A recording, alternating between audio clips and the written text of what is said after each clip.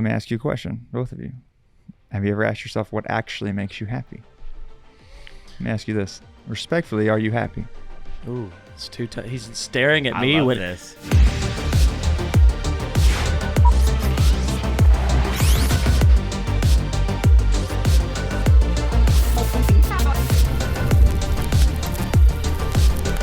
Welcome back to another episode of the Rough Cut Club. I am your host, Joey Nicotra, here with my incredible co-host, the man, the myth, the legend, Mr. Shane Reitzammer. Shane, how are you doing today, bro? Great, man. I appreciate that lead in. You kind of pumped me up. I'm ready to tackle season 2. I was going to say, today marks a very special episode because we have finally completed season 1 after beginning this journey a long time ago. We have been pumping out episodes weekly.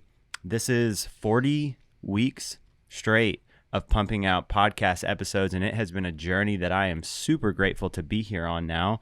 But man, season 2, excited to be back and do it bigger than ever before, man. Couldn't agree more, dude. And I'm super pumped about who you have on the show today, man. We are kicking off this season with a very special guest. We have the CEO of XclusiV Productions, a producer, director, cinematographer, all things video extraordinaire, part-time fashion designer, and former Bachelor contender on the iconic television show Love Island. Let's go. Welcoming to the show our newest Rough Cut Club VIP member, Mr. Weston Richey in the building, y'all. Man, what an intro. I don't know how to respond to that. Wow, that was amazing. Appreciate all the awesome things, guys. I appreciate y'all putting me on here and we get to chat about all the fun stuff. I love it, bro. Well, thank you so much for joining the studio, man. You are someone who came across my radar probably like a little bit in passing, like maybe a year to 2 years ago.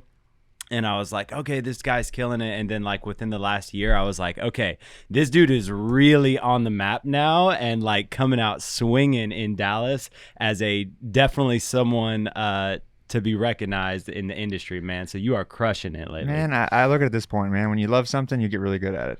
And, you know, with the camera stuff, with the people, the communication, you just got to love what you do, man, and it'll kind of take its way. Dude, I love it, man. You know? Well, you have definitely an interesting resume of all the different things that you've done in the industry, and I got to jump in and just, like, tell me about how you even got to this point. Like, where did it start, and you know, how did you get to where you're at now? Man, I think it's all work ethic, but, you know, growing up, I had a lot of, you know, I was always creative, but I didn't know I was creative. You know what I mean? Like, you don't have people telling you your gift and being like, hey, go over here and just do it. You know what I mean? So mine kind of actually started in construction. You know, my life kind of shit right at high school. I had like a huge fucked up situation happen, and that was when I had to grow. I had to learn. Yeah. So I didn't go to college, man. So I went straight into construction work with my dad, learned how to, you know, build shit and, you know, do all the fun stuff. And then all of a sudden it rained one day. And in the construction world, you don't work, you know, you just sit at home and do your thing, right? Well, I had a friend of mine in Fort Worth that managed a bunch of bars and restaurants. And he's like, hey, man, like, I know you have a camera. Like, can you come shoot some breakfast tacos? And I'm like, absolutely. So I remember driving from Royce City to all the way, you know, to Fort Worth. And I went over there, shot photos. You know, I got paid $150. I got to eat breakfast tacos, and I sat in the air conditioning. Yeah. And I'm like, dude, I'm pulling concrete for $150 a day. Like, my back's broken. I'm like, what am I doing here? So I went to the owner and I was like, look, I've never done this before. I love this. Can I come on Halloween and make a video for you for free? Right? And he's like, absolutely, sure, why not? So I went and did a video on Halloween, and I got it done. Pretty, you know, I'd say it's decent, you know, at that point. It's my first video. Yeah. And he's like, this is your first video? I was like, yeah. He's like, can you come every weekend? So for 2 years straight, man, I would travel. I would work 50, 60 hours a week doing construction. And then I would drive from Royce City to Fort Worth, shoot nightlife, photo, video, all that stuff. Get home at 4 a.m., show up the next day at 12 for game day, right? Film all day, and then I'd get home another 4 a.m. on Saturday, and then I'd edit on Sunday for 2 years straight. Wow. So like my dad kind of taught me how to work hard, right? But then it's like, how do you work hard and be creative? It's two different worlds. Yeah. Right? And so then I finally got to the point with my dad, I love you, but my back's not broken, and I'm making the same paycheck. And so it kind of just started from there. Dude, the work ethic is 100% like what you said at the very beginning, and that's one of the coolest stories we've heard yet to date. starting with breakfast tacos, Dude, man. I know. We need some shirts that say like, I did it for the breakfast tacos Yeah. or something with a camera on it. I think I started. It was either cheerleading or a car detailing video, but I think one of the two was my first start. What was yours? I think one of the first videos, it might not have been the first. It was like fabricated metal. So awesome. Yeah, so it was It's the most random thing. Yeah. Were y'all involved with camera stuff before you got your first job? Like, was that something y'all were passionate about, or was like, hey, I did this in school? Like, where did y'all even start with that? Yeah, I think. Yeah, I'll go first. I know where Joey. Yeah. Well, we both started. I started way back. In before high school, I had cameras, and we would make short films. We would go to skate parks. We would skate. We would film, and I'll let Joey continue the story because it's pretty similar. But then I went to school and all that, and then when I turned it into money making was post college, and that's when I did. Now, if I could do it all over again, I would have turned it into money making pre college and skipped college. But Yeah. Joey's. I grew up a competitive skateboarder, and so I skated for 12 right years, on. and so I was always on the other side of the camera, and then I wound up, getting injured out of the sport. Broke my back actually, Oh, shit. and wound up recovering from that, and then broke my ankles, and like it was a whole thing where I dedicated the first 12 years of my I dedicated 12 years of my life to the sport, and then had to like give it up and find something else. And that was when I was like, well, let me transition to the other side of the camera.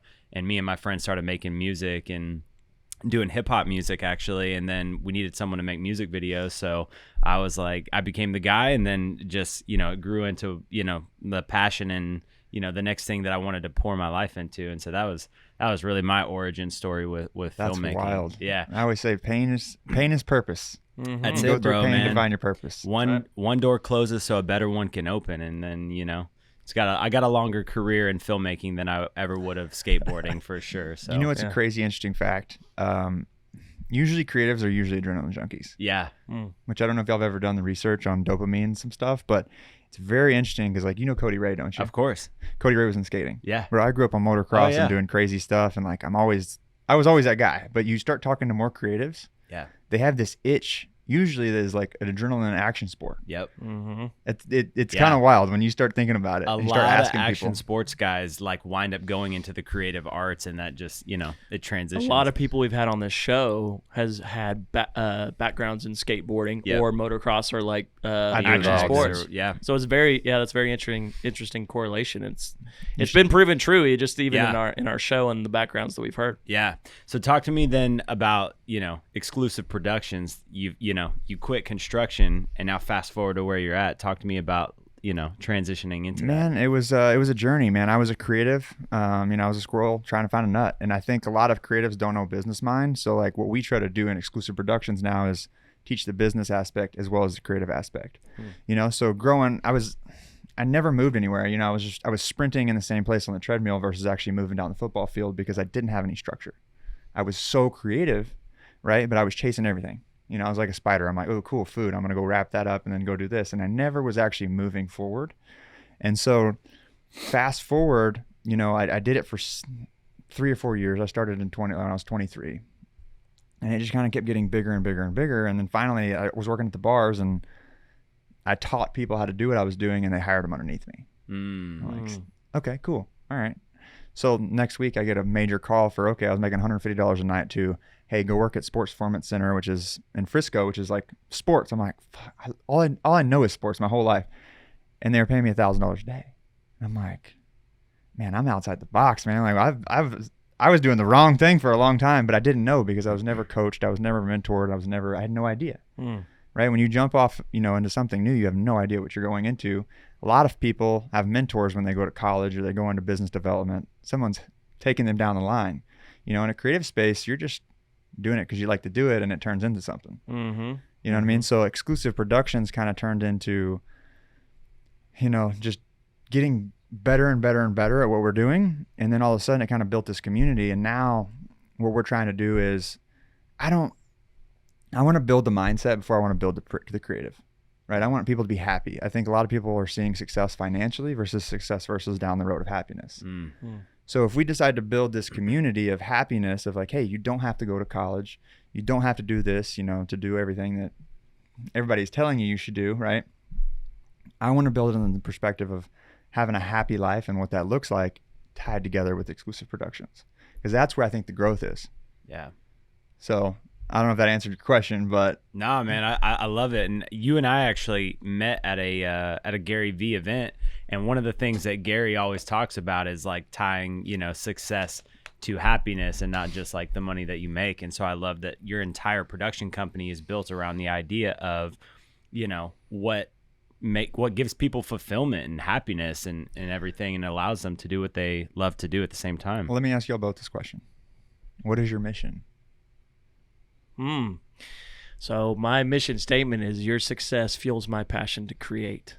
And so one of my big things in Cinema Story is creating opportunities for artists to have a space to be able to create and not have to worry about the business side of things. And then same thing for my clients. I want to make sure that they can get real results. A lot of times they come to you with like a creative or an idea, right? But they're not going to get any results with what they're doing. So on that side, I am looking for success in the financial world for them, so that way they call us back, and then my creatives get to keep creating. And so that's partly one of my main missions inside Cinema Story. I think that so much of my identity is rooted in how I grew up skateboarding, and the whole idea behind that is to push your physical capabilities further than you could imagine. You know, exactly. And so I take the same mindset that I had in skateboarding and apply it to filmmaking, where it's like, I want to push my creative ability further today than it was yesterday. And each job, I want to feel like I'm growing as an artist, because when I was growing as a skateboarder, I was like, man, this is the fulfillment that I get when I roll away, when I land something new. I'm growing as an artist. And I think just the personal growth aspect of creating dope art is what fuels me. And then, you know, to build a financially stable future in the middle of growing as an artist and doing what makes you happy. I mean, it's a win. It's a win. It's a big win. What about you?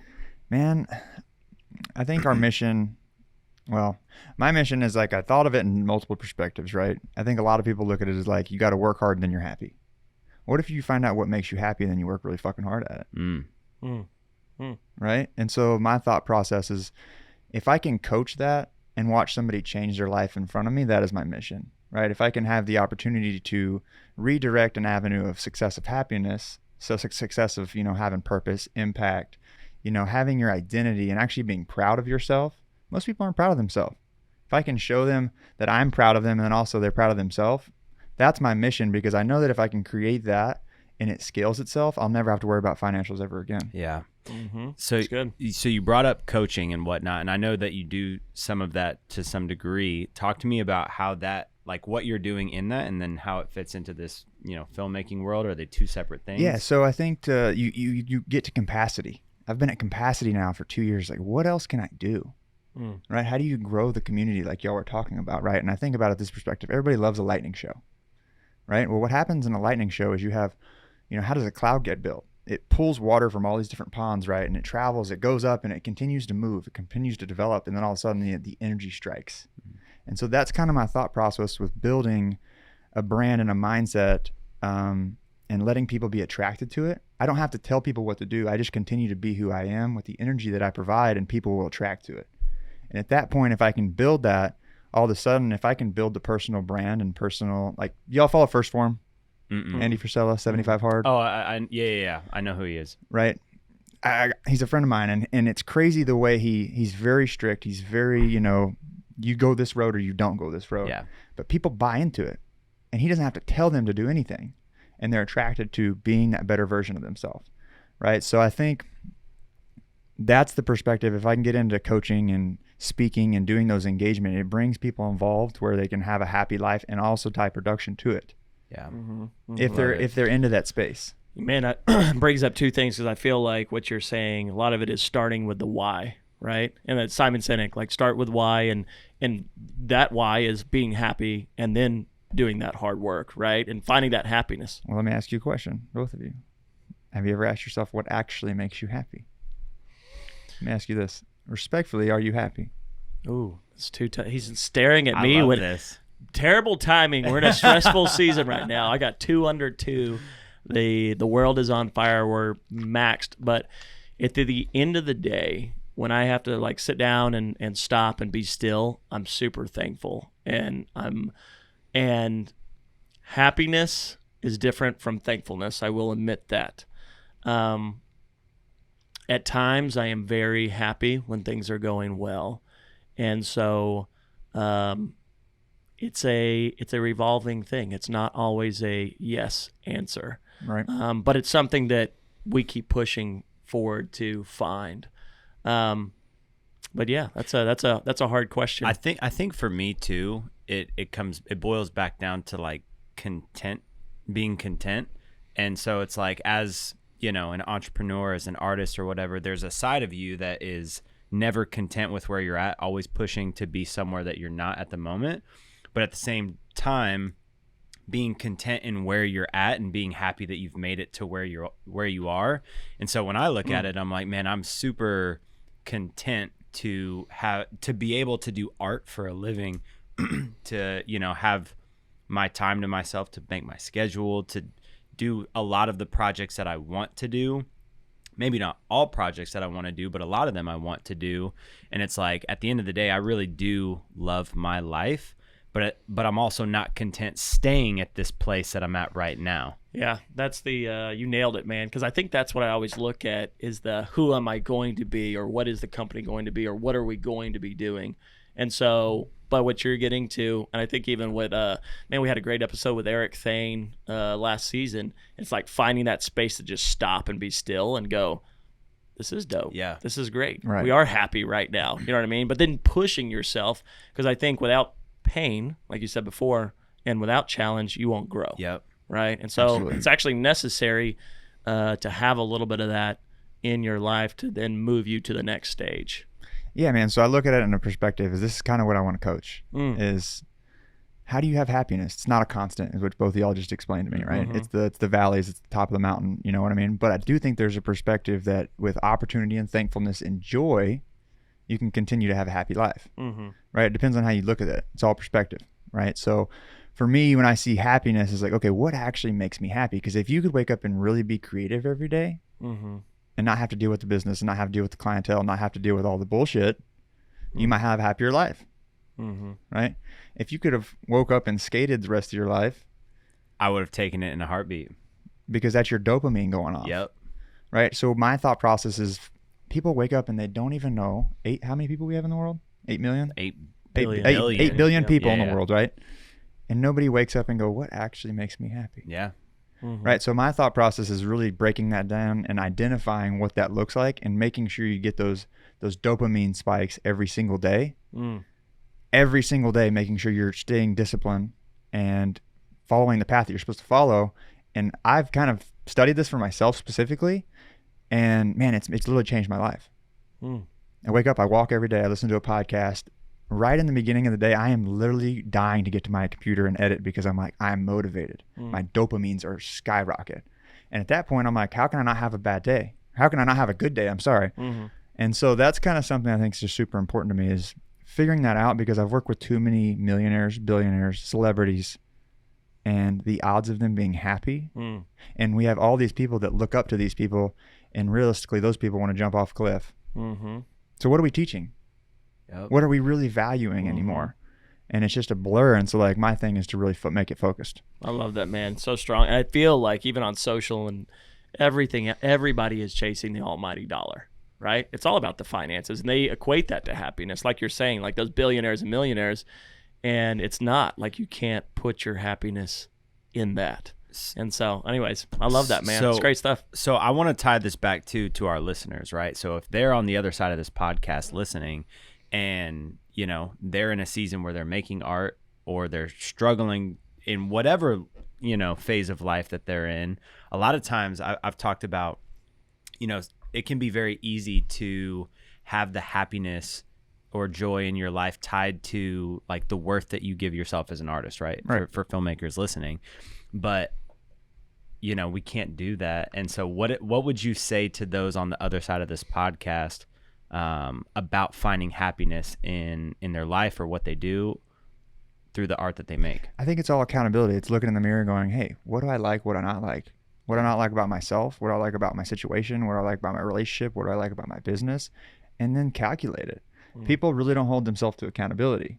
We hold everybody else to accountability, but I can't walk in the mirror and go, hey, Weston, I need to work on this. Right? And then focus in on that specific part of what you want to work on, and then get confidence, right? Because a lot of people, they're sporadic and they don't have any wins anywhere because they're not focusing on one thing enough. Yeah. Right? Your win is that your win now, both of y'all, is, man, I can make some badass videos. You have confidence. You know that you're going to walk into a meeting and close the deal because you have confidence that you've had that win over and over and over again. And so I think people with happiness is finding out what makes them happy, sticking with it, and now they're like actually creating an identity of who they want to be. Right? Y'all know your identity. Yeah. You're learning to get better, and like all these different things open up, right? Yeah. But you're very confident of who you are, your business, because you've had those wins, those dopamine spikes. Yeah. So I think anybody on the other side of the fence is, it's not the answer. It's always the question. I can tell everybody the answer to everything, but until that light bulb goes off for themselves, nothing's changing. Love it. So I don't know if that answers your question. No, yeah. I think it's totally a practical takeaway to, going back to that Eric Thane episode, it's like looking yourself in the mirror and going like, do I have clarity in my life? And once you have that clarity, you have to just keep going, dedicating time to intentionally honing that craft, and then it builds confidence, and then you. Well, look at it this way. A lot of people, right, myself included, does my internal match my external? Yeah. Right? We want everybody to see us for this flashy external that we're all these different things, but does our internal actually match? Are we actually happy with ourselves? Are we actually, striving to be the best person in, or are we dying inside? Right? And I would say a lot more people are dying inside of who they want to be, but they're not there yet because most people in the circle that they're around are not telling them that they're good enough. They're not telling them that they can do anything. And that's probably the thing on the other side of the line, where if somebody's telling you those things, you need to get away from them. That's good. And I have a quote that I always talk about. It's by Nipsey Hussle. It's like, if your circle doesn't inspire you, it's not a circle, it's a cage. Okay. Good. So like that hit me in a different perspective, where now I know my circle. If I tell them I'm going to do something, they're behind me pushing me to do it. Yeah. That's good, man. You know what I mean? So that's kind of just the different perspective. I want to shine my light, you know what I mean? And hopefully it attracts what it attracts. Yeah. I love it, man. Well, before we get off the topic of just production companies, I know it started from that. I wanted to ask you one last thing about just XclusiV, but a lot of other people that are listening to this have built production companies, or smaller, bigger, whatever. What is one of the things that you have found to give you the most traction in growing and supporting or just sustaining a successful production company? Man, I'm thinking I'm going to ask you all this question. I'm going to reverse this a little bit. What separates you from production companies? You want me to take it? Joey's looking over at me. I think that I can already jump in and answer for, the both of us, that what we really pride ourselves on is the experience that we bring our clients, because at the end of the day, there's a million different people out there, especially now with the cameras that exist and the education that's out there, that can make really pretty images. And, at the end of the day, people are going to forget about how good the lighting was on something. They're going to forget about how sick that drone shot was, but they're going to remember the experience that they had doing business with you. And so if you can leave your clients with an experience that they're like, working with that person was really, really awesome. I don't even remember everything about the video, but I remember that working with them was awesome. That's really what we try to bring to our clients at the end of the day.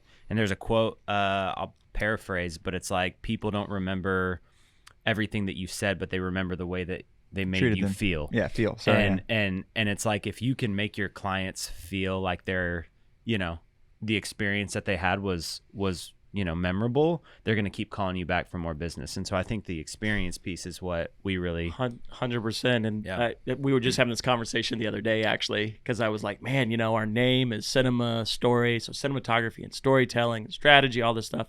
But when I talk to clients, because I do check-ins and like, what, of course, why us, right? And it's the experience. It's always like, oh man, y'all make it so much better than XYZ, or past experiences, or like, we've never done this before and it was such a fun experience. Yeah. And so, you know, I think that's a good way to find your why, is asking the right questions too, and going, man, the experience is everything for us. So let me ask you this. I ask people this all the time. Are you the battery or are you the flashlight? And there's no wrong or right answer here, but I think that ties together exactly with what you're talking about. What do you mean by that? Yeah. Everybody's different, and I don't ever tell anybody anything because I want to know what's in their brain first, right? Are you the battery or the flashlight? I'm a battery. I'm probably a flashlight, but I do some battery things from time to time, but I'm probably the flashlight. So there's all different Right? point of views. Like, what is your point of view for the flashlight? What does that mean to you? So like a lot of times just within the business world, Shane is kind of the supercell that, you know, empowers and makes the engine move forward and run all together. But like when he gets on set, he's a flashlight. You know what I mean? But at the end of the day, like a director almost is, in my mind, is kind of like a battery that is, you know, powering the production. And I think a lot of times what Shane does empowers me to do what I love to do and shine, for lack of a better word. Of course. But like me getting to go and DP a production is me being a flashlight in my mind. Of course. But at the same token, like if I'm leading a team of people from, you know, a grip and electric standpoint, from all this other stuff, like I'm the battery to them. Right. But for me, I'm the flashlight to me. And so I think you There's wear all both different hats. perspectives. Yeah, absolutely. I mean, What about you? I want to hear yours, actually. Oh, I think Joey nailed it. I think the battery part is, the empowering people. Goes back to my, you know, your success fuels my passion to create. Of course. And so I think that for me, that actually gives me, when I see all the bright lights shining, that's like my win, right? That's I guess going back to the happiness thing, that's part of the happiness. It's When your I see dopamine going off. the success of others and knowing that I empowered them. He was the in battery some way. for it. Yeah. Well, I have my own version too, but I asked that question because y'all were saying the experience is why your production business separates you, right? Yeah. When I'm getting a conversation with y'all right now, and I've seen you work, I don't know if I got to meet you that day, obviously, but the battery, your clients are absorbing your energy. They are loving who you are as a person. They're loving your production. They're loving how you operate, to where when you call them and they see your name, they're excited to pick it up. You know what I mean? So the experience and the energy ties together. So that's why I see both y'all as a battery. You know what I mean? You're filling somebody else's energy. You're filling somebody else's cup based upon being creative and telling their story. You're able to paint their picture with a video camera. It's good. That's the difference. You know what I mean? Yeah. And the flashlight is, you know, my perspective is a lot of people, a flashlight doesn't work without the batteries. And I think a lot of people want to be the flashlight. And in my perspective, like the energy of the battery is what's going to shine the flashlight. Right. And then you have the third key to that is like, what direction is it in? Right. You can have both puzzle pieces, but if it's pointing in the wrong direction, it doesn't matter. So that's kind of where I feel like what separates us in the production business, same perspective, is being able to relate and have human connection, because everybody has this crazy idea, but they can't paint it. Our goal is to paint the picture creatively through a video camera and share their story. And I think that's kind of, I would say, the difference maker. Love it. So I feel like good, we're in a I feel like I'm in a therapy session, and I appreciate it. Seriously, this is great. But also, I love your analogy, and I think that is evident in the work. And it goes back to your I was interviewing a billionaire doing a documentary, and one of their things is mass attracts mass, right? And so it's kind of like that law of attraction in what you were saying, putting that energy out there to bring people, I think, into your company, or the right people, like the rainstorm that you were talking about, right? And I really see that in successful models of, you know, it's you can put out all the flashy content you want on Instagram or run ads, but it's about the people and the culture that is created. And it's not just one person that creates the culture, though, too. Like, I have to say that it is about the people who you attract to then create that culture. So I mean, that's why we're here, right? Yeah. Like, I have a lot of respect for you guys. Like, you all kind of leveled up, and I look at it as like an Olympics logo, right? It's like once that person levels up, the next person sees it and attaches it to it, right? It's like, okay, well, we did Unleashed. Well, now so-and-so's contacting y'all because y'all were on that elite group of circles. Yeah. Right? That's how this works, because they see the respect, they see the hard work, they see the dedication. Now they want to be a part of it. But like when we first all started this, right? I don't know if I want to bring this person there until we learned the lessons and learned the values of being able to be around those kinds of people and be a part of their business. So I think that's it's interesting that y'all have both done. I've seen it. Y'all do some awesome stuff. Appreciate it, man. But I think the separation there is, one, I love your brain. You're very similar to my partner, Chris. Like Chris is a gangster. He's an engineer by trade. Like he actually used to work on airplanes for the government.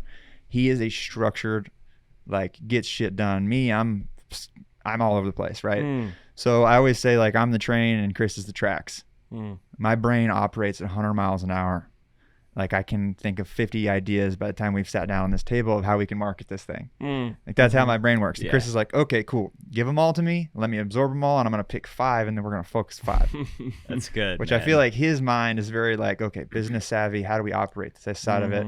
But he also has a very unique thing where he can be creative, right? Yep. For you, I don't know you well enough, but like you're probably extremely creative, right? But were you creative first and then business, or business and creative? I was creative first and then I learned the business second, and I've tried to marry the two. And so as time has gotten on, I've realized it's show business, and you have to actually, make the business side a pillar of what you're doing. Right. But I lean into just having ideas and I see y'all being very similar. I can tell. Yeah. I love it. I'm loving it, man. God, we got to get this other guy all together. Let's go out and like get some beers or shoot something together. Can That we would be make awesome. hats that say train and then you wear track? That's awesome. There's your marketing idea, love it. right? Flashlight battery. I mean, there's so many good design ideas right here on this So have table. y'all ever done like a brain test? Like to see like what like how you learn or how you operate, like, are you like there's so many different kinds of people. Like you've ever done them? That's like been a long time. We like actually the need to do it. 7 and the 3 or something. There's a bunch of different ones, right? Like colors and like disc, and there's a bunch of them, but they operate well inside the business. Like when y'all are operating different things and different people, man, it's awesome. So this is like my superpower. This is what I love to do with people. Is like I learn their brain type, which sounds crazy, but it takes time on my end. But then also I have a communication of 1 out of 1 conversation. I'm actually relating to this person. I'm in their brain. I'm understanding them. They understand me, and I can literally trigger and question certain things that they get their answers from. And so that's been something really cool. Like I would recommend y'all do. Yeah. Because we think different. You know what I mean? It's like, how can I tell this person how to do this when they don't think that way? Yeah. You know what I mean? So it's like I can convert my mind to, okay, this is how they operate. Like Chris, for example. Hey, Chris, do you think you can edit this? He loses his mind. Loses it. He's like, oh, challenge. Accepted. Boom. Can't stand it. He has to challenge. He's stimulated by challenge. Yeah. My other guy, I'm like, hey, here's 1 through 4. This needs to get done by Thursday. It's done. Yeah. If I have to tell him, hey, man, can you do this? He gets in his head. Right? So it's weird when you navigate different puzzle pieces that way and then put the painting together. I love it, man. Yep. That's something good just too for like knowing the contractors within your production company and knowing how to address each and every one of them, and even your clients, right? Because you have to do the same thing with your clients.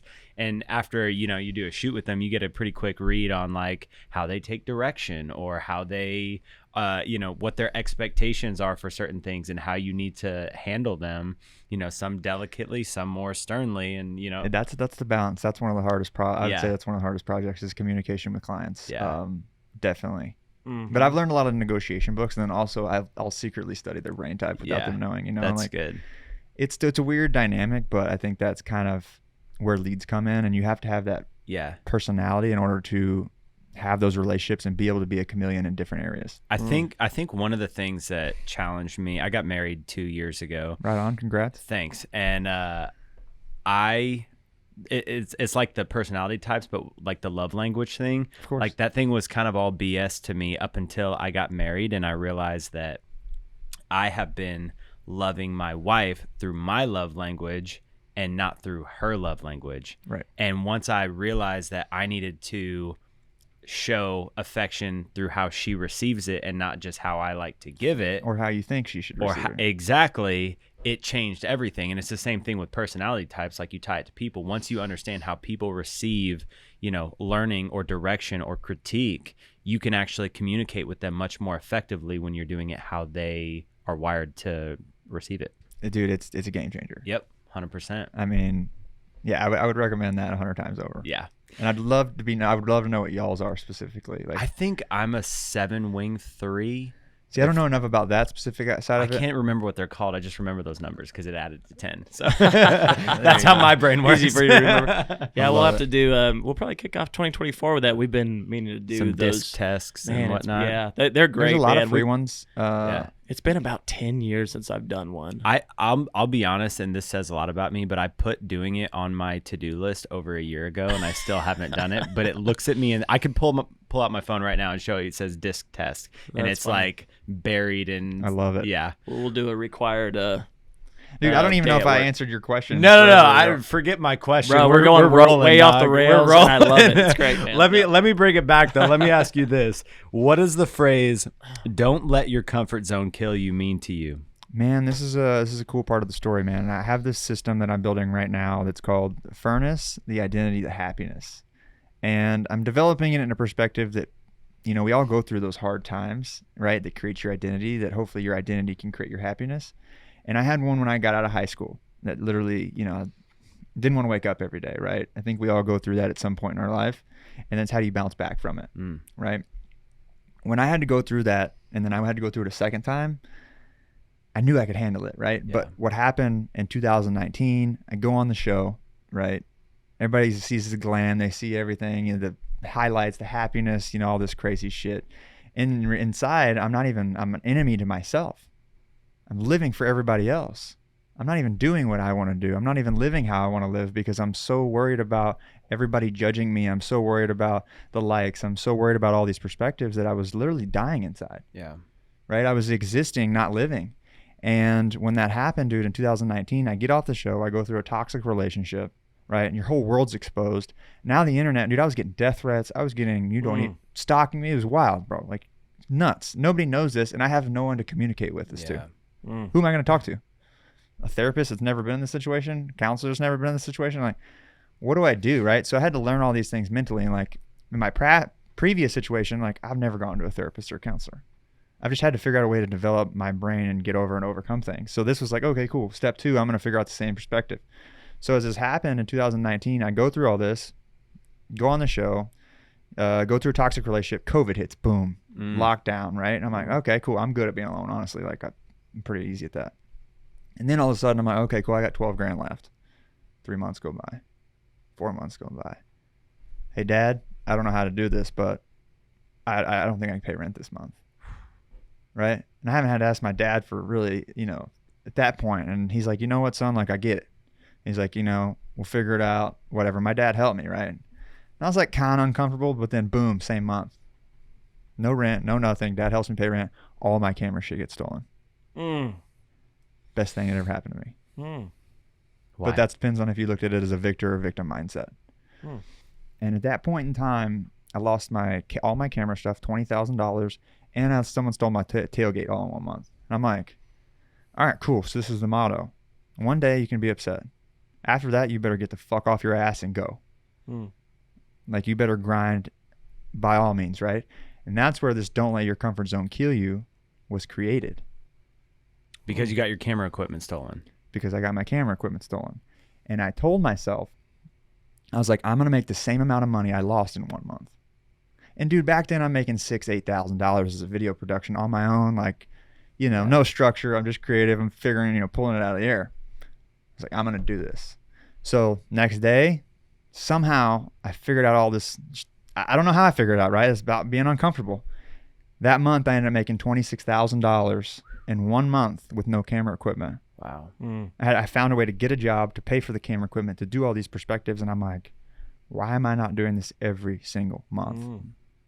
So don't let your comfort zone kill you created this whole metaphor of my life where I'm like, bring it on. Throw me in the furnace over and over and over again because I'm coming out better. I'm coming out stronger. Yeah. What you go through is what you go through, right?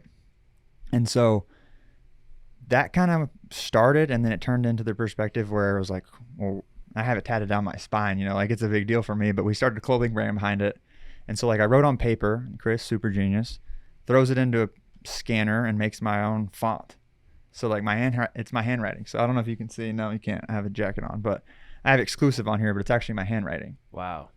And so we were like, man, this is a really cool project. You know, we're going to put this on shirts, whatever. But I was like, no, I don't want to do it like everybody else.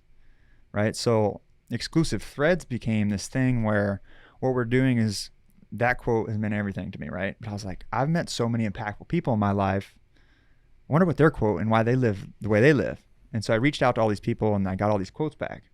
And so the goal is to basically put quotes on, there's 200 of them a piece, right? They're art pieces only, right? One of the quotes is, don't set yourself on fire to keep someone else warm, right? So we're going to put that on a quote. We're going to do the podcast style interview, but here's the kicker. I was like, I got to think way outside the box here. Every show we do is going to have a metaphor tied to the quote before we get to the quote. So we're going to go to the ranch. We're going to dig a big circle, put diesel and gunpowder in it, and we're going to do the interview surrounded in fire. Wow. That's awesome. So like So sick. Different concept, and then it goes like way more into like some really cool stuff. But like when it comes back to my mission of the whole purpose of the project is like we sell these items. We want it to be raw of people going through the furnace, identity, happiness. We want to showcase that. And then the perspective is long term is like, say some kid, is in the hospital, he's watching these videos, he's staying inspired, he's staying motivated to keep getting healthy, right? We want to have an option where they can send us a self-tape video of their quote and why, right? And like, this is what's going to happen, and I already know it's going to happen. Some kid's going to send me this, and I'm going to watch his video. We're going to fly out the next day to the hospital bed. We're going to crawl in bed with him, right? We're going to do his episode, and then we're going to do a fundraiser, and we're going to pay his medical bills. Wow. If I could wake up every day with dopamine like that, I'm the happiest human being I can possibly be. So good. So it's bro. not a clothing brand. It's not a brand, it's a movement. Like that's literally what we want to live by. Wow. Sick. I know. Sick. I'm like processing all of that right now. Yeah, and that's it's like, awesome. And tell us about the podcast because you mentioned it briefly just now. So tell us, and that's just another part of that movement, correct? Yeah. So I mean that we wanted to make it like a TV episode, more of like because like my thought process is if I was on TV, right? Why don't I just make my own TV show? So like we want to keep it in the avenue where it's like super high quality, but then the podcast aspect is, y'all know as well as I know, y'all get to meet amazing people. That's it. So it's like, why not share their story for them? Because that's what we need in this world. You know what I mean? We don't need fake. We don't need the highlights. We need the true shit where people can relate and go, you know what? That person that I thought was this, man, I saw them on top of the mountain the whole time. Didn't even know they went down the mountain multiple times. Yeah. That's what we need to show to get back to the world and going, that's the change, I think. Yeah. Cannot agree more, man. I think we're seeing everybody's highlight reels on IG. A lot of people, you see highlight reels on IG, right? That's it. Or any social platform. Of course. And that's great, man. The podcast or even, a series or YouTube show or whatever it is, like that's the real stuff that inspires. It's sharing those organic and real stories that can make a difference in somebody's life. And that's great that that's your mission. It provides dopamine for you to be able to provide that. You know what I mean? I think that's important. Well, I had to calculate what are the 3 things that I love, that I'm great at. What are your gifts? And when I had to really dial that in, like I want y'all to go home today and write, man, what are my gifts? Like what am I really good at? What am I talented at? What do other people value in me? If you could bottle that up and serve it out, what is it? I want y'all to think about that, right? It's good. Mine was I'm very good at communicating. I'm very good at being creative, and I'm phenomenal at telling stories. And I'm like, well, that creates exclusive threads. That's it. Yeah. That shares other people's stories. It causes purpose to their life, to our life, to people that are watching it. That's kind of the vision between those 3 things. And that's kind of been the whole perspective for now, like since 2019. Yeah. That's awesome, man. So exclusive thread or the show, you said, well, why don't I create my own show? Are you planning to go distro on it? Are you planning YouTube, self-release? Like what's the goal on that? I don't necessarily know that route just yet. I think it'll just grow naturally based upon the idea and the concept of what it is. I'm not worried about the money. I'm not worried about the time. It's more so a passion project that I know will turn into something, right? Like not even worried about it. And then like, this is pretty cool. 2 other things is Chris's mom works in special needs. So we're building a huge studio right now in Rockwall, about 5,000 square feet, but we're going to have an exclusive Threads headquarters, like exclusive everything, right? And she worked with special needs kids her whole life. So we're actually going to have special needs kids fulfilling all the product, which is, super awesome. I think that's going to be a really cool thing. Man. Yeah. And then the pop-up shop is something that's like never thought of. So the pop-up shop, I want it to look like a vault, right? It's a metal vault you can't even see in the store. You can barely see in these little cracks, and like you can see the podcast room, you can see metal, you can see all these red lights. Just like, whoa, what is this? Yeah. Right? And the only way to access the store is a vault. And the only way you can do it is if you watch the code in the episodes of Threads. Dang. That's fun. So you Yeah, can't it's you super can't sick. get in the store. It's impossible unless you go back. And I'm not gonna have like, oh, at the end it's gonna be right here. It's somewhere in the video where they have to watch it, because I want people to see the value of what we're putting content out for. And if they want to, then they're going to traffic there to get into the store. Yeah. Yeah. That's so good, man. That's great. Love it. I love how much your mission is woven into helping other people reach their goals, like the comfort zone, the your mission statements and everything, even the ideas that fuel the type of videos that you want to make, the type of podcasts you want to make. I think it says a lot about you. So I think that's cool. And I think it's something that one of my favorite things about having guests on the show is just being able to pull little pieces of what inspires them to then re-inspire our guests to reframe how they're doing their art, or relook at how they're doing their art. And I think that everything that you're doing and building your brand around is something that people can grab pieces of and reframe how they look at filmmaking. So I think it's super cool, and I wanted to give you some flowers there before it was too late. But before we wrap this episode up, I'd be remiss if we didn't get to dive a little bit into your time on the TV show. Yeah, of course. And so, just, from a high level perspective, I'd love to know, what your experience was like doing that, and like what you learned from your time on the show. Man, I think I chased an unending road, right? I think everybody, this is the thing that I'm really thinking about a lot lately, is like, are you doing things for you? Or are you doing things for the people watching so that they're, approving of you? Like, that's a big thing internal of going, well, why am I actually doing this? Does this actually make me happy? Or like, okay, example, yeah, I've been traveling all over the place. People see me as this happy person, and they get to brag about it, or they get to talk about it, but am I actually enjoying traveling, filming like this? Or am I doing it because those people think it's cool? Yeah. Right? So when I went on the show, my life was in a different place than it is now, obviously, but I'm an adrenaline junkie, dude. I'm a risk taker. I'm like, well, what do we got to lose? You know what I mean? And when I did the process, it was, wild. Yeah. You're going to Fiji, dude. I was locked in solitaire for 6 weeks. Like, I don't know what's going on. I don't know the time. I don't know the date. I don't know anything. Right? So I didn't even watch an episode. Wow. Bro, so I walk into this villa and like, bro, I have no idea what I'm getting into. I walk up and I'm like, oh shit, dude. I'm like, oh no. Like, what did I lock myself into, right? And I went in as an OG, so I was like right at the start. And so I walk up, dude, and none of the girls step forward for me, dude. And I'm like, oh no, this is so embarrassing. I'm on TV right now getting nobody's picking me. This is a joke. So I don't know if y'all know the story at all, or like the show at all, but basically you line up and there's like girls, and then the guys have to pick the girl, whatever. So finally I pick a girl, and then you like hang out in this whole villa, and there's a fire pit, and there's the pool, and you're in Fiji, right? So I'm like, fuck, dude, I don't know what's going on. Anyway, you have to like couple up with these people, and then there's like one room with like multiple beds, right? And then like everybody's coupled up, you sleep with the person that you met that day, right? So you're like, okay, this is wild. And then you start meeting all these people, where they're from, different stories, all that fun stuff. And dude, I go through this process, and you jump to date, Well, at first I was the guy that nobody picked, and then like, I was fat at one point in my life, so that's why I say I have personality, right? Same. Nobody knows it, bro, but it develops does, personality, bro. right? The best people are people that used to be fat. I'm just putting it dude, out there. When I date these days, I'm like, hey, send me your 8th grade photo right now. Like, dude. Then I'll know if you're a good human being or not. I dropped 60 pounds, bro. Dude, congrats, bro. Yes, the hard way. Water in the gym and vegetables, man. Dude, you got to do it. I love it. it. They make the best people. Dude, so... I'd like to say my battery shined right in Love Island, because I was just a goofball. I'm dancing around, I'm having fun. Yeah. Well, as that process happened, girls were able to watch the show when they came in. So what happened was I had one girl that I was hanging out with for 2 days, and then another girl would come in and be like, I want to go on a date with Weston. I'm like, fuck.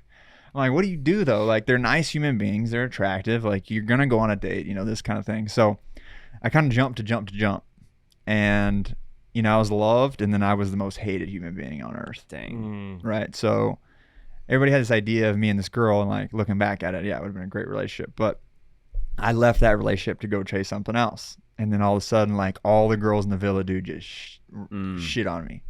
And I'm like, I was about to leave. Like it was bad, dude. Dang. And, then you go through this process, you get out of the show and like, dude, I'm like, I see my Instagram and I'm like, whoa, I don't know how many followers I have. I have no idea what's going on. Right. And I have death threats that I'm a piece of shit. You're worthless. You shouldn't breathe. Like, and you're just like, whoa. You're just shocked, bro. Like you don't even know what to think. You have so much love, but then you're like these hate comments. You're just like, dang, is this actually me? Because you don't have the support around people to tell you that that's not you. Yeah. So, stressful, bro. Like I lost. Y'all can't tell, but I got a hair transplant. But like Chris, my partner, we lived together, and he's like, dude, when you came back, you lost all your hair. Wow. Like you're a science experiment for other people. Sorry, I take that back. So it's like you're a petri dish, right? You're a science experiment. You can't leave. You can't access anything. You don't know what's going on. You are literally a science experiment for reality TV, for people to watch you fail and live through a toxic moment, and it's entertaining. Just think about that, right? You're literally stressing someone out so much so that they fuck up their life so that you can watch the entertainment. Wow. And you don't think about it that way, and you're like, holy crap, that's messed up. Yeah. Right? But that's what people get joy from. Right. So you get out of the show, and then you have this development of like, what's going on? What is real? What is not real? And then you stay in a relationship because one, you're terrified what the world's going to think. And so like this relationship that was very toxic dragged out. And, you go through that phase, and man, you don't know what's what, dude. You're just seeing gray. There's no direction. There's no one to talk to. There's no nothing. And so I would say a lot of people from the show went through depression, including myself, on who I am and what my identity is, because you don't know. Wow. You're told everything. So I would look at it in the perspective, I told myself, if I ever become famous, I want to be famous for the right thing. That's why I want to create the TV show, because I want to show the value of who I actually am and the value of how it's cut, right? And I would say, if you know what you're getting into, it's great. If you want to build your brand, build your personal stuff, but exposing your real life and everything, like I had people, like my family, like you have no idea, the internet, man. Like when you get to that level, it's crazy. So my takeaway from it, you got to know what you're getting into, or you can go down a really slippery slope. Yeah. That's just so mind-boggling and eye-opening, And when you were saying that, I literally went to like Rome and the Colosseum. It's like the gladiators. You're not entertained. Yeah, you're put in there to destroy, and we get entertainment from and what you were relating to, and it's so rough, man. And it's well, you got to think tough. too. But you came out of the furnace, my friend. Dude, and that's the whole pain is purpose, right? So the furnace, the blacksmith, right? The sword goes in, it gets beat up, it gets beat up, it gets beat up, it gets stronger. It cools off, it comes back, and now this sword, that's how I look at life a lot. Is like, let me continue to get beat up so I can help others. I know it sounds terrible, but like I know that that's going to be part of my life. I'm going to continue to go in that furnace over and over and over again so that I can create the ripple of impact that I need to make. So I love it. But like, here's the crazy part with reality TV is like, I was the first season in the US, which, I mean, I got a little bit of a following, but it's not, and yeah, millions of people watched on CBS, but like, dude, think about, I get out of the show with 1 million followers, like Bachelor, right? I mean, you have no idea what you're exposing to. Like I'm on a very small level, and I had to deal with that. I can't imagine, one, the reality side of big TV shows, and then also the perspective of celebrities. I'm around celebrities now, and they're just like, fuck off. They don't want to be around people. They don't want nothing to do with nothing, unless they're getting paid, right? Because they're just exhausted from all the criticism, all the people, and all this stuff, and it's like, what are we really valuing anymore? I don't know. Dang, man. So let me ask you this. Do you feel like people have put you in a box now because you did that show? Like, especially as a filmmaker, I feel like that would be something that people like know you now as that guy, and like you're having to like fight to like. So yeah, no, I struggle with this often, man. I can be vulnerable. I think I was doing video creation before, doing very well actually, and then go on the show, right? It's like, oh well, this is you know, I get introduced. This is Weston from Love Island. That happens more than you can imagine. Yeah. Right. Now the shift that I'm going into is like, hey, this is Weston. He's a good human being. What are you known for when you die? Right. That's kind of my next phase is like, am I going to be a motivational speaker? Am I going to be this big community of production? And that's going to be my value. That's my storm cloud. But right now it's been difficult because it gets me indoors, but there's a perspective where I don't know who really values me or if they value the things I've done. Yeah. Right. As creatives, y'all know that I'm either getting used in specific ways or does this person really like me? That they want something out of me? What is the advantage here? Right. But when I go into a meeting, people hype me up before I get there going, oh, this is Weston. He's a great creative. He has a, you know, business, him and his partner, Chris. And he's also, yeah, man, he's on Love Island.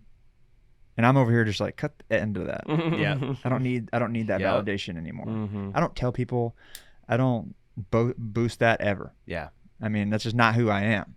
So shifting now, and I look at it in perspective, is like if your mission statement stops, your dopamine's going to crash. Yeah. So like you look at a football player is going to go to college, he's going to have the house, he's going to get the NFL money, he's going to get the women, he's going to get this, and as soon as he's retired at 28, he's miserable. Yeah. Right? Like I look at Ed Milet, huge mentor in my mind, is like he started at baseball, he went to this phase, now he's, you know, huge mentor, public speaker. You have to continue to change your gifts to where people can validate those for you. Yeah. It's good, man. I love that so much, man. I think there's a lot that people can take away from this, even just from an identity standpoint, right? Like we've talked about it on the show, but like really getting grounded in your identity is one of the ways that you can strengthen yourself as an artist moving forward. And so I look at it this way. Every business has a plan. They know exactly what the business is going to do and how they're going to do it, right? They're getting an audit of a business, but we don't audit our life. Right. What do you want to do? How do you want to do it? And that's, to me, creating your identity first.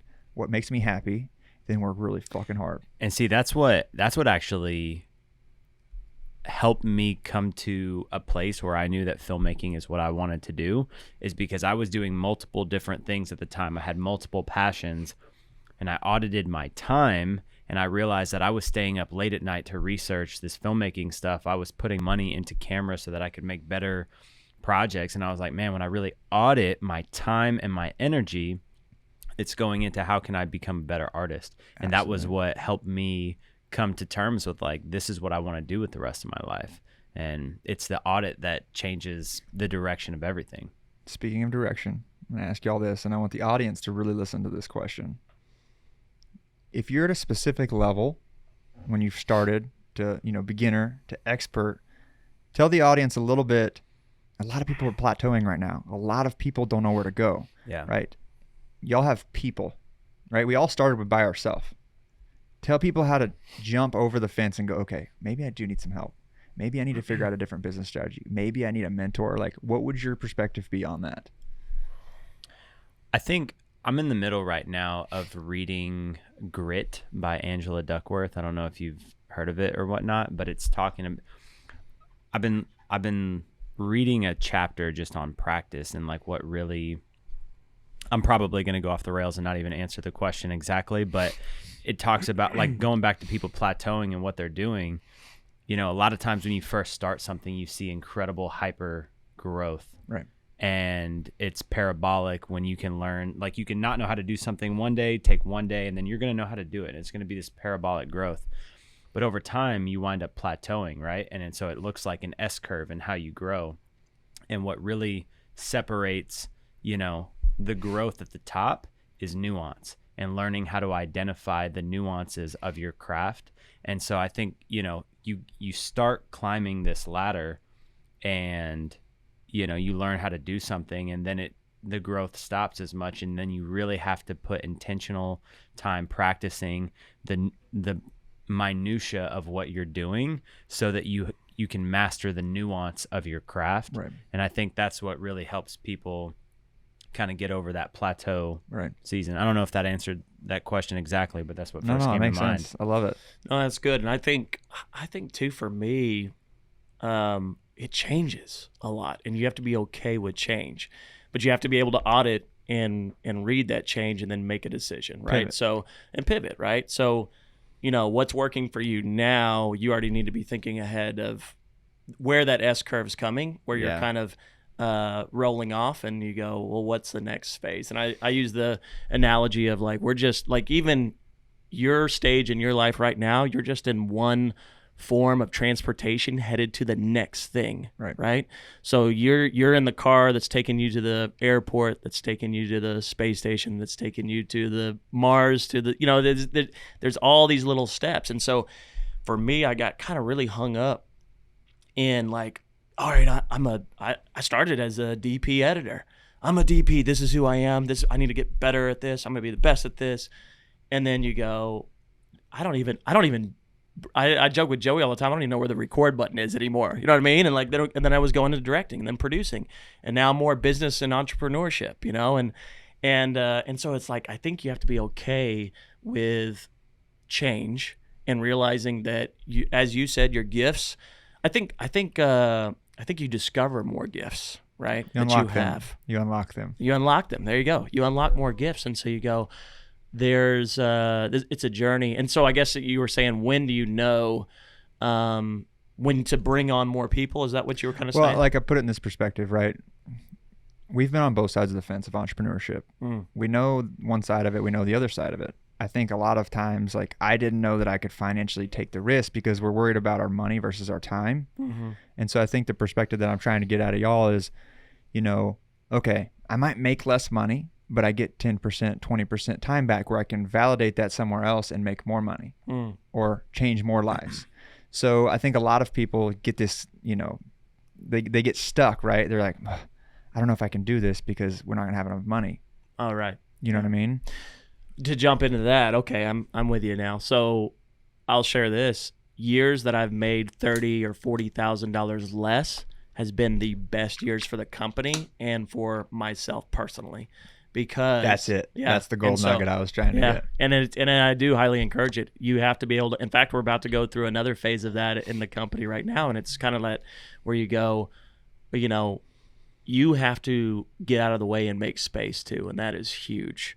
And realizing that, I just like doing collaborations and doing stuff together with people in general, and that's why I created Cinema Story from jump, because I didn't want to be that solo operator freelancer, right? I wanted to have a team, and I think and that's where we've kind of plateaued. We go, all right, these are our people, and then you go, well, no, there's more. Like, let's keep building this. Let's keep making space, and that's where you do see dips in financials and stuff like that, but it gets better. So people that are listening on the other side, when you have that 30 or 40 or 50 drop or 10 or 5, whatever it is, if you do it right, a lot of times it will come back to you, right? It will come back to you. And it comes Hopefully. back even better, right? So then the next year there was this spike, right? And then, and that's the thing, like taking those risks, being not risk averse, right? And being able to take those risks is part of the thrill of entrepreneurship, right? Going, is this the risk worth taking now? Because it actually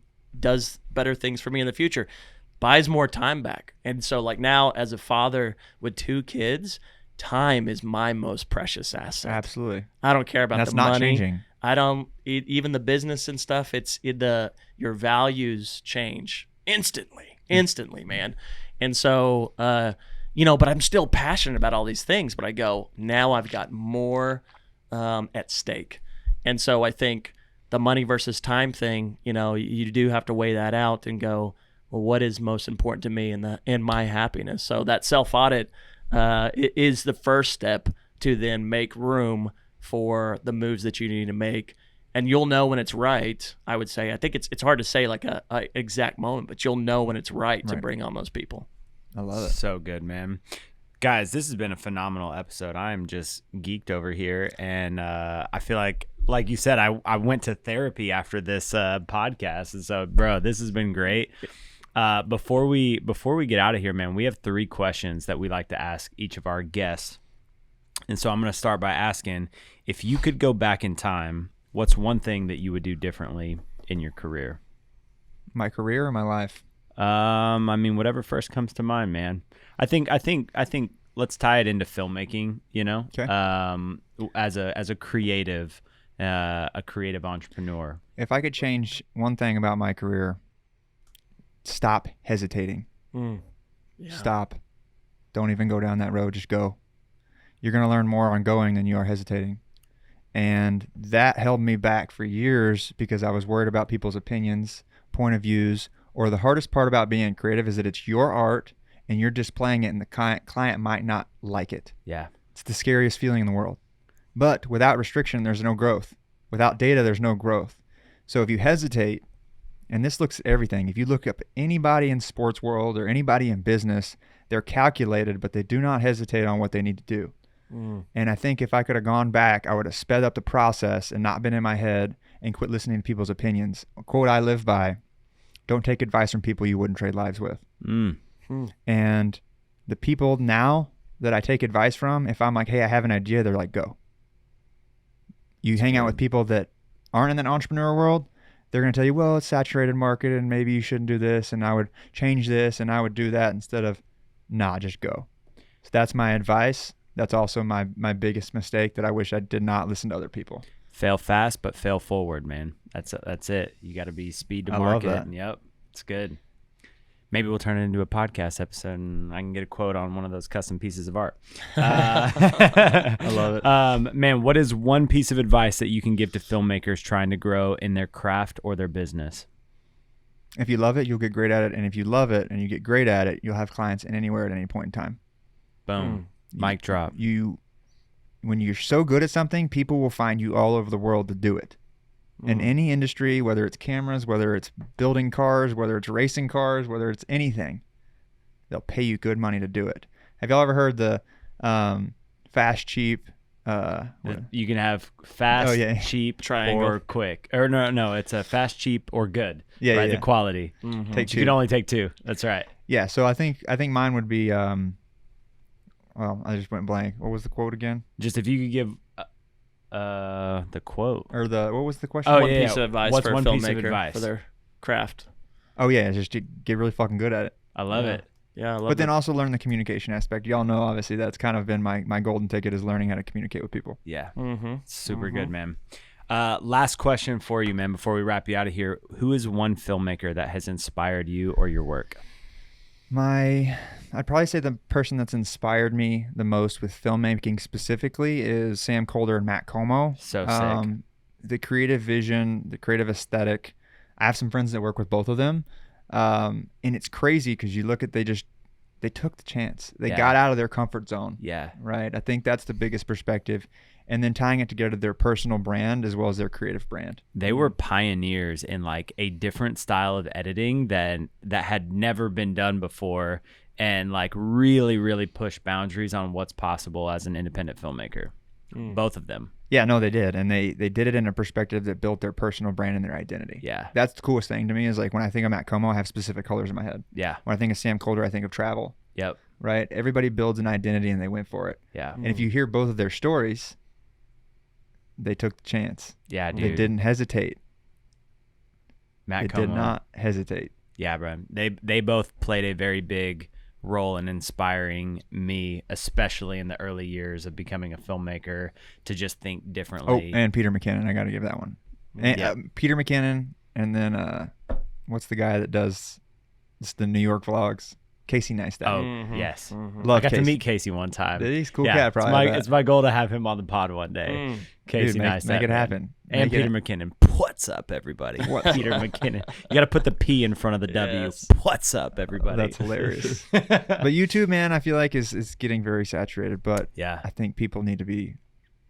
That's why people like Peter, because he's vulnerable. You know what I mean? Who's somebody you looked up to? Early on, when I first started, Devin Supertramp. Oh, actually, I take it back. That is my first. That is my Let's first. go. Yeah. Come on. Yeah, dude, the Utah swing video, because I'm an adrenaline Yeah. junkie. First video. Yeah. That was where I was like, yo, I could do this. Because I used to do crazy shit as a kid. Dude. Yep. Like I used Yeah. to jump off shit, build ramps. We built Assassin's Did y'all Creed film? video, Did y'all yeah. film stuff? Yeah, when you dude, were I was a GoPro fanatic. Yeah. Dude, we built a cable park. Well, it wasn't a cable park. We tied the four-wheeler to the wakeboard boat. Or, Yeah. we made a skate park in our pond. That's dope. fire. So like That's before fire. cable parks were a thing, dude, like we went and we stole, I'll never forget, we stole this freaking like this wall that was like a slide or whatever. Yeah. We put pipe on it. We built this whole ramp, put it in the pond, like floated it. and we'd get the 4-wheeler, dude, and I was wakeboarding in the pond. That's That's sick. so Like, awesome. I was man. nuts, dude. I love it. Is there I footage love out there in the world somewhere with this stuff? Dude, that's the thing, man. And I used to GoPro because I have photos and like there's Yeah, no video of it, yeah. but I have GoPro videos wakeboarding. I used to be pretty intense at wakeboarding. Yeah, I've that's only dope. got to do it twice, but I love it, man. It's so close to skateboarding. Just until on the you water, you man. blow out your legs. Yeah, I wouldn't do it. How old are you? 28. Yeah, you're done. Yeah, You get stick to surfing. facts. Man, Yeah, I last think, time this guy snowboarded, I told him, so I'm 38, I'm definitely done. And I go, he went snowboarding right before a big project, huge project that we Oh had. no. Emmy nominated project that I missed out on because I broke my wrist snowboarding. Emmy nom. I don't have an Emmy. It's nom. so funny I actually because have I'm one of those supposed to. stories. I have a story, but I didn't break anything. We were filming in Africa, dude, and got Yeah. stuck. We were supposed to film Dak Prescott. Yeah, Got stuck in Africa for a month, dude. Missed the shoot. a month. What? Dang. Yeah, bro. Dude, that's Ah. insane. That's a long time.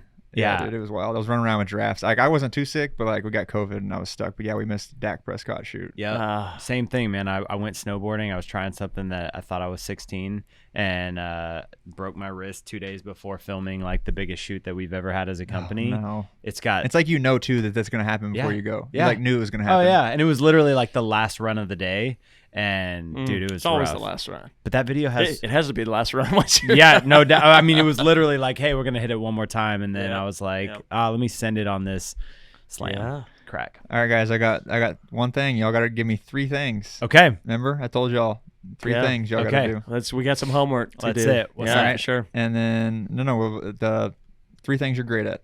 Your Yeah. gifts. 3 gifts. 3 gifts. Well, you don't have. I want y'all to. This is later. Yeah, Y'all this is only have to- homework. Okay. We'll have to text I'm them. gonna then write it on here. 3 gifts and then 3 things that make you happy. That's good. Hey, and if for the viewers that are watching this on YouTube or listening on the podcast, we highly recommend you do this as well. Self-audit. This is great. This has been a great episode, man. Post your comment. If you Share post your gifts. comment, we'll share a gift with you as well. There you go. I love it. We got a little rough cut club gift that we can share with someone that There you writes go. their. Let's I got gifts one and more their question from happiness. both of you. All right, y'all don't know me well enough, but what's some advice y'all would both give me? Ooh.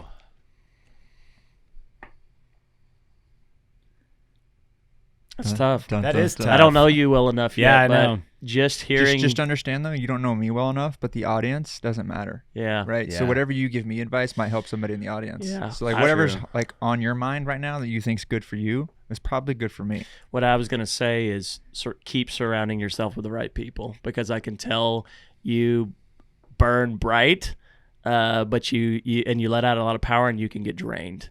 Oh and yeah. so like I that happens to me. And so surround yourself with the right people. That is what I heard from you from the beginning about maybe not having the support system. It sounds like you have that Oh, now. yeah, I do now, You know what I yeah. mean? Which is great, but keep that up, because people come and people go. Absolutely. And so you always have to have keep attracting the right people. But man, I wish you nothing but the best. And I know Yeah.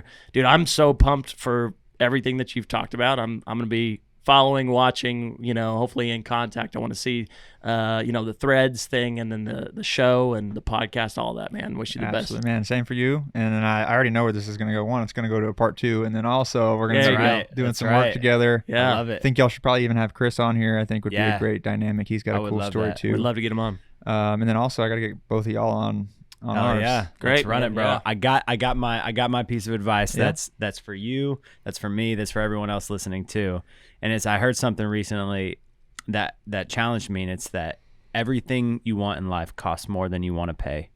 And I watched a video from Alex Hormozy. Shout out to him. But he said he lives by this mindset where he repeats this phrase to himself every day when he doesn't want to do something, and it's I will do what's required. And so for whatever it is that you want within your filmmaking world or your dreams, your business, your entrepreneurship, whatever, getting it is probably going to cost you more than you want to pay, but you have to do what's required. So that's what I'll leave you Mic with. drop. I'm taking that home. I'm gonna have to use that one. I love it, brother. Weston, dog, this has been a phenomenal episode. Thank you so much for your time, for your energy, coming to the studio, blessing us with gems, man. We thank you so much for being here, Dude, man. This was Appreciate you this was guys. And tight. I'm gonna have you say both of y'all have to say your last names again though, because yeah. We can't pronounce I'm like either I of don't know them. what they yeah. said earlier. That's Yeah. so awesome, man. So, but no, I appreciate you guys, man. Nothing but the best, and y'all are gonna Yeah. continue to get those missions, get those goals, and if I can help in any possible way or connect y'all with anybody, dude, I love it, bro. phone away. I love it. Hey, before we get you out of here, man, if people want to get connected with you, what's the best way to get in touch? Just at Weston Richey. Kind of just all the. I don't have much. I guess exclusive, but exclusive expelled with no e's. If that makes sense. Exclusive. Yeah, Yes. and then there's no e at the end, right? So IV. And we'll share all these links in the section on Yep. YouTube and the podcast for those interested to get connected. yeah, stay connected. Let's make it happen. Weston, this has been a great episode, man. Thank you all for tuning in. We'll see you next time on the Rough Cut Club. Love it. Stay tuned. Stay tuned.